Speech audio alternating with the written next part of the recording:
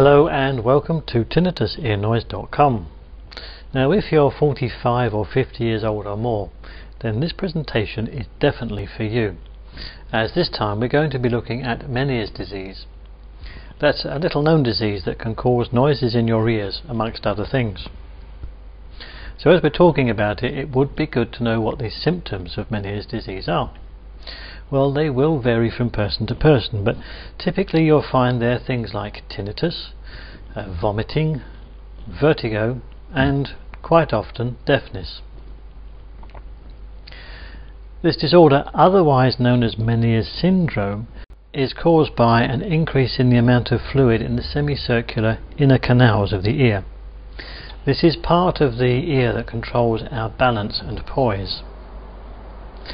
This excessive fluid not only damages the internal ear canals, but if left untreated, the cochlea can also be damaged. When this happens, people will be plagued with difficulty perceiving sounds, and they may well have to cope with tinnitus at the same time. The deafness caused by Meniere's disease is unique from other hearing losses in two principal ways. Firstly, it affects the low frequency range of sounds, making them difficult to distinguish.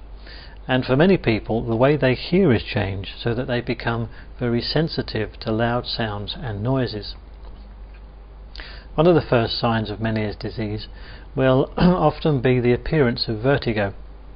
Now, in some cases, the vertigo attack is so severe that the person suffering from it may well collapse on the spot. Many people later remember that just before the attack they did feel some mild discomfort or pain. Others say that they felt quite distinct pain in the ears just before the attack. However, it should be noted that in many cases the appearance of vertigo is preceded by bouts of tinnitus. Obviously, the amount of time that the tinnitus attack precedes the onset of the vertigo will vary from person to person, as will how long each bout of tinnitus lasts. But one thing that does not vary is that if this condition is not treated, everybody will get hearing loss, often complicated with tinnitus.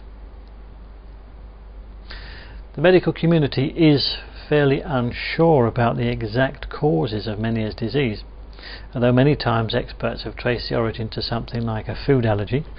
Others have said it's a viral infection. There are suggestions of a sluggish thyroid or adrenal gland problems. One of the known causes linked to the presence of syphilis. Another part of the medical community also believes that Meniere's disease can be caused by diabetes or high blood pressure. Like many medical problems, once the cause is pinpointed, efforts can then be made to treat the condition. And in most cases where there is an underlying problem such as high blood pressure, then many times treating that problem will usually clear up the problem with Meniere's disease. Most of the time the treatments are drug-based, and the good thing is that if it's caught early enough, there is the possibility of a complete reversal of the problem. However, in virtually every case where Meniere's disease is left untreated, the end result is that the person will become deaf. This is obviously why it's important that if you believe your tinnitus may be caused by Meniere's disease, then this is something that you must get checked out as soon as possible. Simply because if it's diagnosed early enough, then the treatment will be very effective indeed. Well, that's it from Ear-Noise-Menieres-Disease.com.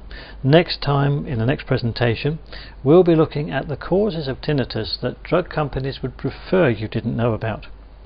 So please do take care of yourself until we meet again next time at the next presentation from Ear-Noise-Menieres-Disease.com.